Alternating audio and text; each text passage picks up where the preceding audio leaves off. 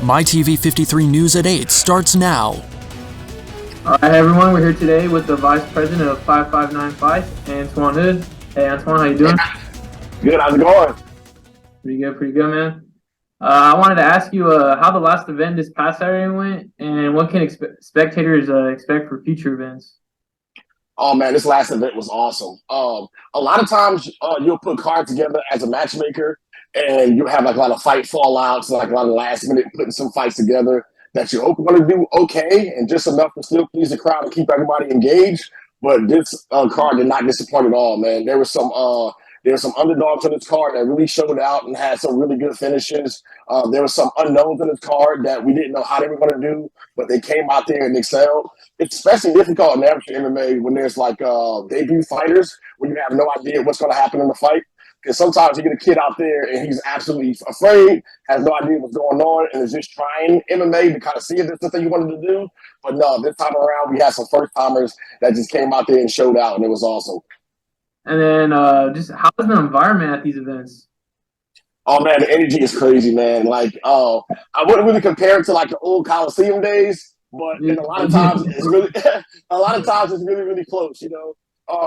The thing about watching the MMA live is like you have the energy of the crowd, you have the energy of the fighters there with you, so everybody just kind of feeding off each other. And of course, you know, sometimes you have alcohol involved and things like that too. That kind of helps amp everybody else up. But there's nothing like a live fight. You can watch all of mixed martial arts and boxing you want on television, but if you haven't experienced it in person, you're missing out. Yeah, like what are some things like spectators can experience at these events? You know, just like the audience. Like I said, just sometimes a lot of the fighters bring their families too, so you never know who you're sitting next to. So like I've been to big professional events where like I was sitting next to the main event guy's mom and sister and grandma, and you just see like either excitement or the concern on their face, and it's real. So being at live events, you actually could put like other family and friends behind the face instead of just another guy in the cage or in the ring. So that's the coolest thing about having live events. Get to know their backstory. Yep. And then is there anything you'd like to say to like new aspiring fighters that maybe would like to join or maybe would be a part of this? For aspiring fighters, you can always message me. You can just find me Professor_Antoine on Instagram, or just look up the 559 Fights Instagram page and just send us a message.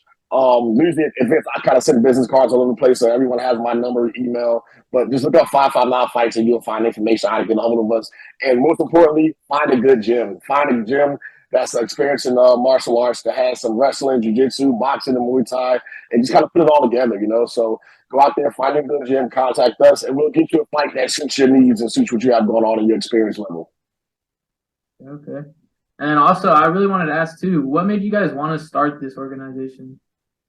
Well, with 559 Fights, it was just something it was something for the Central Valley to call their own. You know what I mean? So, like, Jeremy's been doing this for a long time, the president of 559 Fights, and he's done everything in mixed martial arts except for be a ring girl, you know? So he was a fighter himself, you know what I mean? Back in the day when he was younger, back when amateur mixed martial arts was actually illegal before 2009.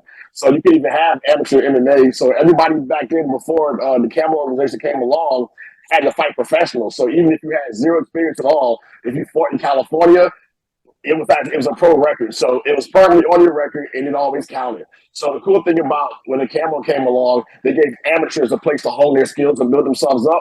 And 559 Fights just over time became a premier organization, especially in California and in the United States and probably the world. We probably have more amateur shows than anybody else across the country, so we're proud of that.